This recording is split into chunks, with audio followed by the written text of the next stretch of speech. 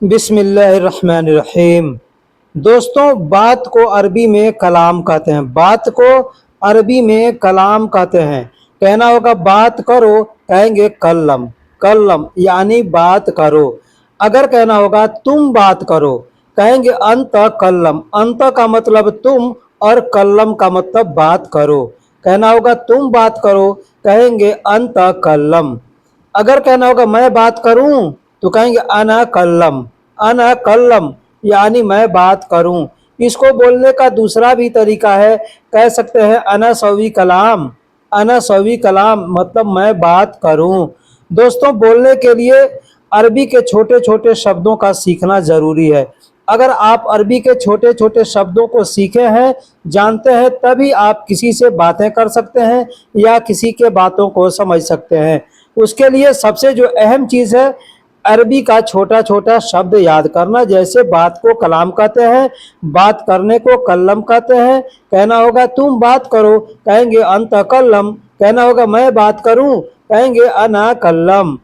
कहना होगा मेरी बात, कहेंगे कल्लमनी। कल्लमनी मतलब मेरी बात। यहाँ पे नी जब शब्द जो आया है, इस नई का मतलब होता है मेरा या मेरी। किसी भी शब्द के आखिरी में ई शब्द का प्रयोग कर देंगे। जैसे नी, ती, मी, ई, ही, ऐसे जो भी शब्द आते हैं, यानी ई आना लाजिम है, आएगा, वहां पर उसका मतलब होता है मेरा या मेरी। जैसे कल्लमनी, कहेंगे मेरी बात।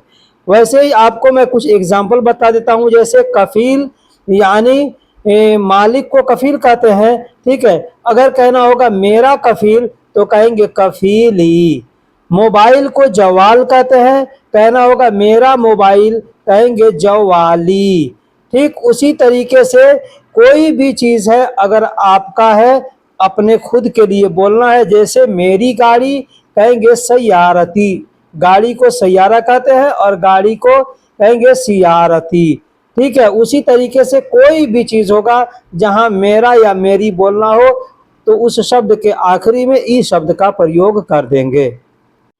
कहना होगा मैंने बात किया, कहेंगे अना सवित कलाम।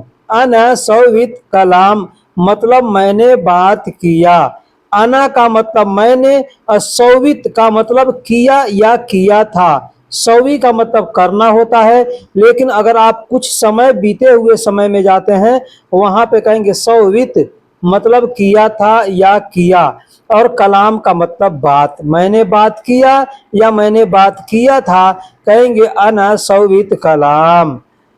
पहले बात करो, अगर कहना होगा पहले बात करो, कहेंगे अव्वल कल्लम।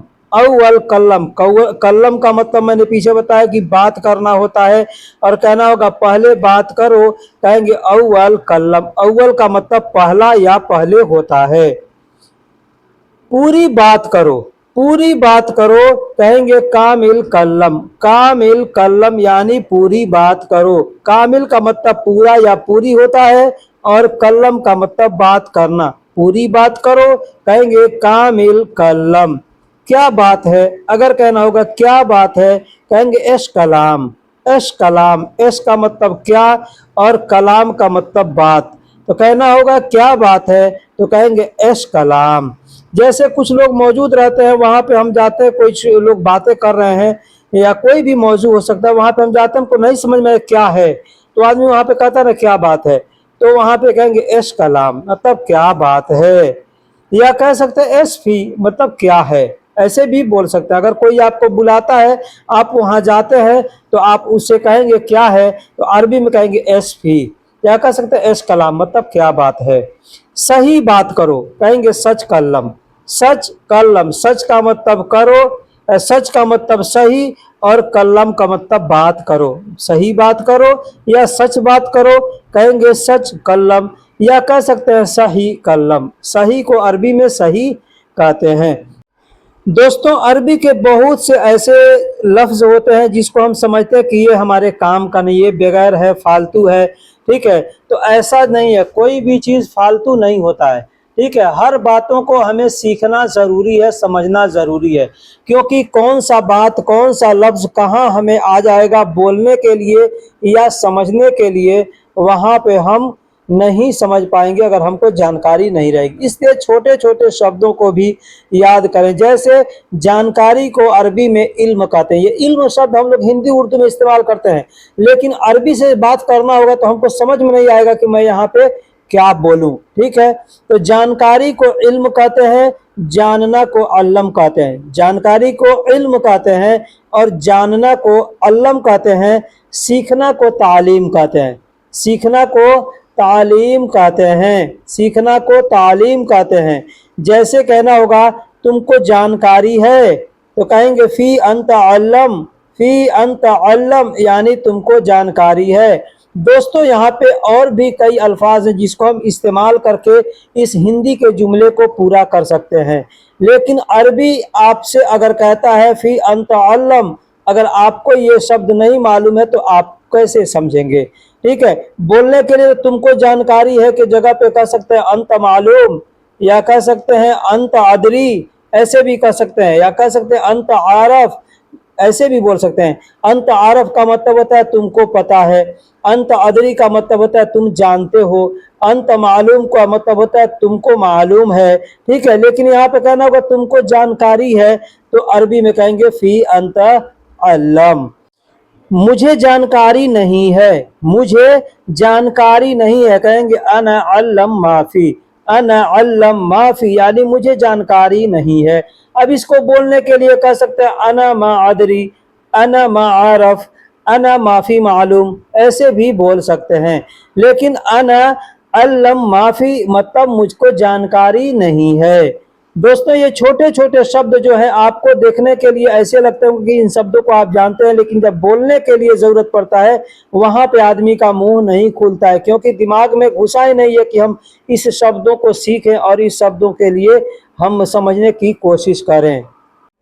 दोस्तों अगर कहना हो किसी से कि तुम सीखो, तुम सीखो, कहेंगे सवी तालीम। सवी तालीम मतलब तालीम करो, तालीम करो मतलब सीखो, पढ़ो लिखो। अब पढ़ने को भी कहेंगे पढ़ाई जो आदमी करता है तो वो भी आदमी को एक तालीम ले रहा है, इल्म सीख रहा है, क्योंकि वो पढ़ाई का। दूसरा कोई है काम कर रहा है, ठीक है, वो कोई काम सीख रहा है, वो भी इल्म सीख रहा है। तो सवी तालीम मतलब तुम सीखो, तुम सिखाओ। अगर कहना होगा तुम सिखाओ कहेंगे जिब तालीम, जिब तालीम मतलब तुम सिखाओ। मैं सीख गया हूँ, मैं सीख गया हूँ, कहेंगे फी अना तालीम। मैं सीख गया हूँ यानी मुझे इल्म है तो कहेंगे फी अना तालीम, फी अना तालीम मतलब मैं सीख गया हूँ। यहाँ कह सकते हैं फी अना इल्म भी कह सकते हैं, फी अना इल्म मतलब मुझको जानकारी है, मैं सीख चुका हूँ। पूरी जानकारी है, कहेंगे फी इल्म कामिल, फी इल्म कामिल यानी पूरी जानकारी है, फी इल्म कामिल यानी पूरी जानकारी है। हाँ पूरी जानकारी है, कहेंगे नाम फी इल्म कामिल। नाम मतलब हाँ, फी का मतलब है और जानकारी को इल्म कहते हैं, और कामिल यानी पूरा या पूरी को कामिल कहते हैं। दोस्तों यहाँ पे बहुत से अरबी के शब्द ऐसे आए हैं जिसका मतलब आप कुछ और जानते हैं। जैसे सौवी का मतलब होता है करना, ठीक है। तालीम का मतलब होता है सीखना, ठीक है। तो यहाँ पे तुम सीखो अगर कहना होगा तो कहेंगे सौवी तालीम मतलब तुमको मालूम नहीं है, तुम नहीं जानते हो, इससे तालीम लो, ठीक है, सीखो, इसका मतलब ये होता है, ठीक है। तो सौवी तालीम कहेंगे। अब वहां पे जिब तालीम, जिब का मतलब लाओ होता है, ठीक है।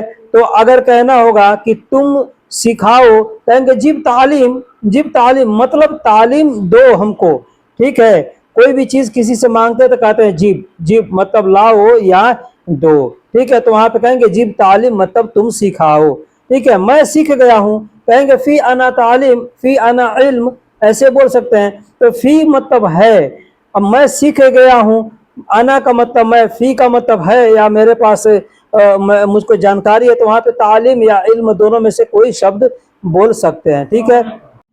चेक करने को जर्रब कहते हैं। एक भाई ने हमसे कमेंट्स में पूछा था कि चेक करने को क्या कहते हैं, तो चेक करने को जर्रब कहते हैं। जैसे किसी भी चीज़ का टेस्टिंग लेना है या कोई भी चीज़ चेक करना, जैसे हिसाब चेक करना है, पैसे चेक करना है, कोई सामान चेक करना है, मोबाइल चेक करना है, तो उसको अरबी में जर्रब कहते हैं।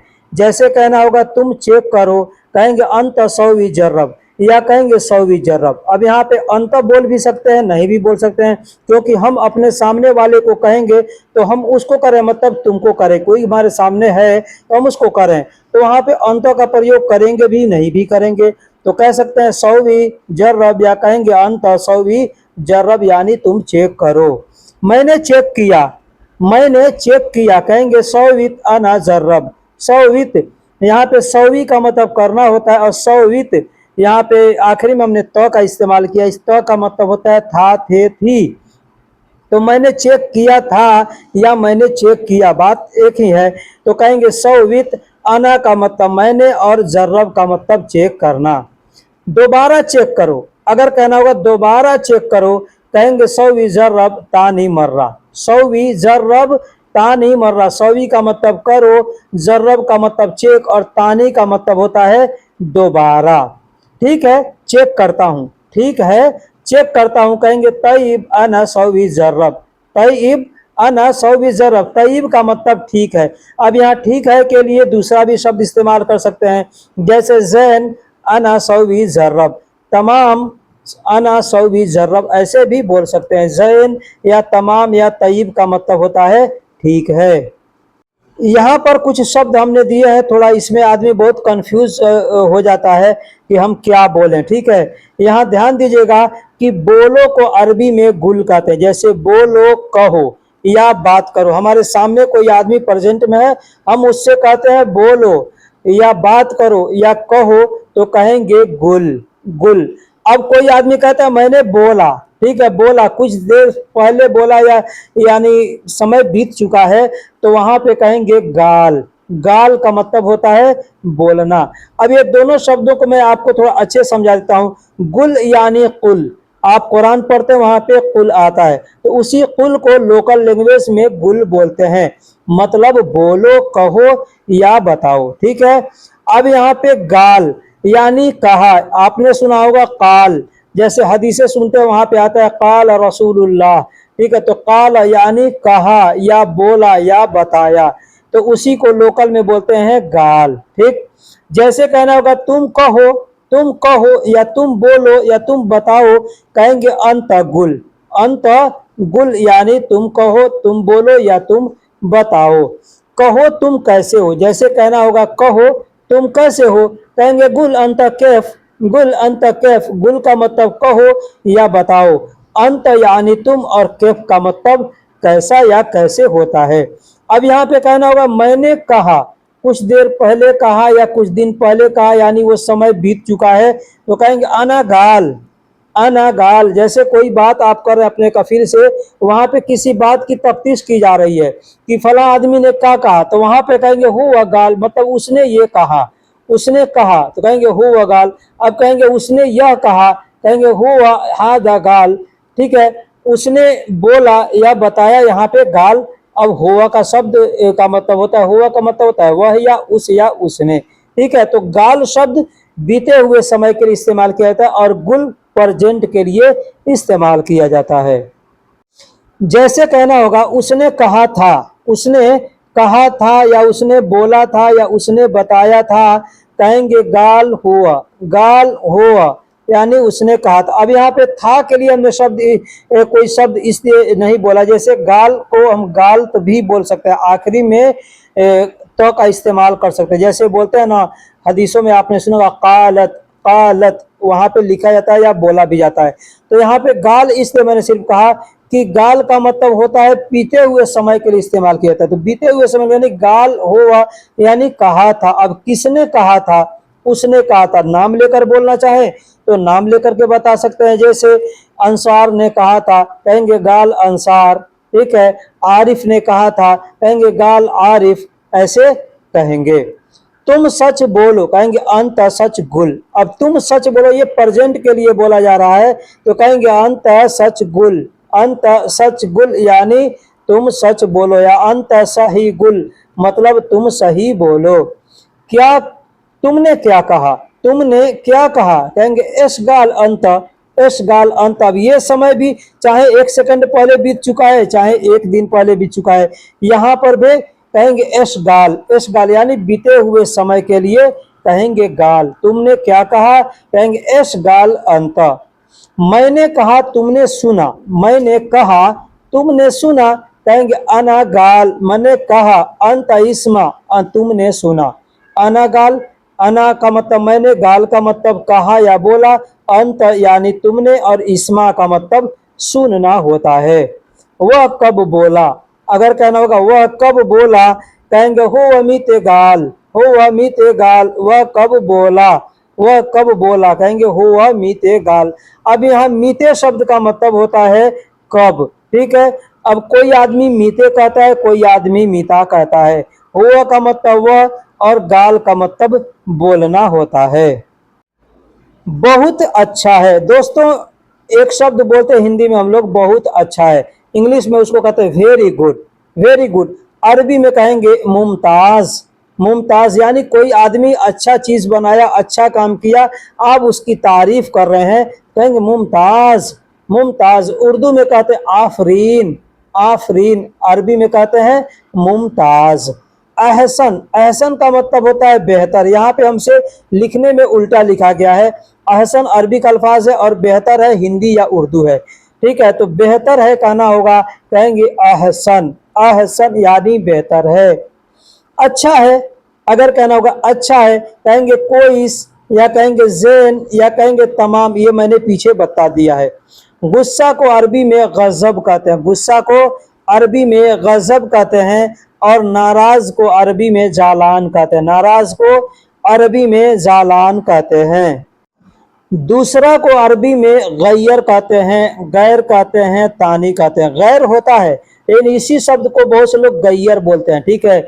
दूसरा को अरबी में गैर, ये गैर शब्द जो हम लोग हिंदी उर्दू में भी इस्तेमाल करते हैं, कहते हैं ना वो आदमी गैर है, ठीक है। तो गैर शब्द को अरबी में गैर ही कहते हैं, और इसी को लोकल में कोई कोई गैर कहता है, या तानी भी कह सकते हैं। तानी का मतलब दूसरा होता है।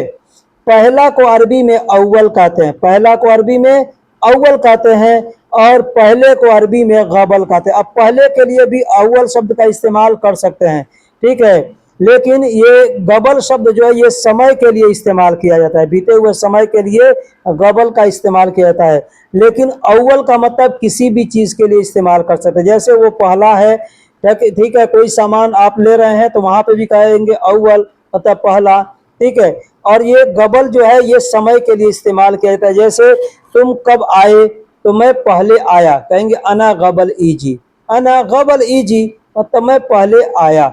और ये अव्वल शब्द है, इसको भी बोल सकते हैं मैं पहले आया, मतलब दो आदमी है, दो आदमी में पहले कौन आया, तो कहेंगे अना अव्वल इजी, यानी मैं पहले आया। लेकिन समय के बारे में बताना है, वहां पे गबल शब्द का प्रयोग करेंगे।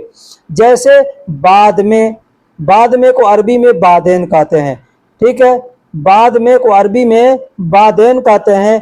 बीच या दरमियान, हम लोग कहते हैं बीच या दरमियान, या इसको एक और चीज है नॉर्मल, इंग्लिश में नॉर्मल भी कहते हैं, अरबी में इसको वसत कहते हैं। वसत यानी बीच का, न ऊपर का न नीचे का, बीच का, न आगे का न पीछे का, बीच का, ठीक है। न पहले का न आखिरी का, बीच का। तो वहां पे कहते हैं वसत, यानी मीडियम कह सकते हैं, नॉर्मल कह सकते हैं, ठीक है। अगर कहना होगा दूसरा नहीं चाहिए, कहेंगे माँ ए बी गैर, या कहेंगे माँ ए बी गैर, या कहेंगे माँ ए बी तानी, मतलब दूसरा नहीं चाहिए। यहाँ पे हमने ए बी शब्द का प्रयोग किया जान चाहिए के लिए, तो यहाँ पे चाहे तो ए बी की जगह पे इबगा कह सकते हैं, जैसे माँ इबगा गैर, यानी दूसरा नहीं चाहिए। या कहेंगे माँ इबगा गैर, मतलब दूसरा नहीं चाहिए। या कहेंगे माँ इबगा तानी, मतलब दूसरा नहीं चाहिए। पहला कौन है, अगर कहना होगा पहला कौन है, कहेंगे मन अव्वल, मन अव्वल। मन का मतलब होता है कौन, और अव्वल का मतलब पहला। अगर कहना होगा पहले से, कहेंगे मिन गबल, मिन गबल। यहाँ पे दोनों जुमले हमने इसलिए दिए हैं कि मन का मतलब कौन होता है और मिन का मतलब से होता है। कौन के लिए भी बहुत से लोग हैं जो मिन शब्द का प्रयोग करते हैं, वैसे बोला जाता है तो लोग समझ जाते हैं, लेकिन मन का मतलब कौन होता है और मिन का मतलब से होता है। जैसे कहना होगा पहला कौन, कहेंगे मन अव्वल, अगर कहना होगा तुम कौन, कहेंगे अंत मन। वह कौन, कहेंगे हो व मन। ठीक है। अब कहना होगा पहले से, कहेंगे मिन गबल यानी पहले से। कहना होगा मुझसे, कहेंगे अना मिन यानी मुझसे। तुमसे, कहेंगे अंत मिन यानी तुमसे। ठीक इस तरीके से बोलेंगे। बाद में करूंगा, कहेंगे बादेन सौवी। बादेन यानी बाद में, और सौवी का मतलब करूंगा। अब कोई चीज बनाना होता है, कोई आदमी करता है बना दो, तो भी वहां पे कहेंगे बाद में करूंगा, तो कहेंगे बादेन सौवी यानी बाद में बनाऊंगा। दो और एक के बीच में, अगर कहना होगा दो और एक के बीच में, अब यहाँ पे 3 और 4 के बीच में, 5 और 6 के बीच में, ऐसे भी कह सकते हैं, या उसके और उसके बीच में। ठीक है, ऐसे आदमी बोलता है ना।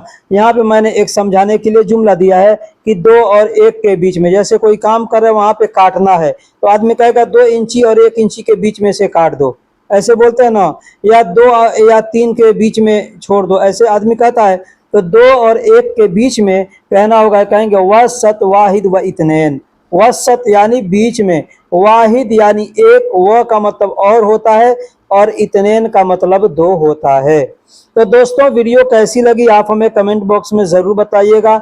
लिखने में बोलने में कुछ गलती हुआ हो आप कमेंट्स में वो भी बताइएगा। फिर मिलेंगे किसी अगले वीडियो में। अगर वीडियो पसंद आई है तो लाइक करके और शेयर ज़रूर कीजिएगा।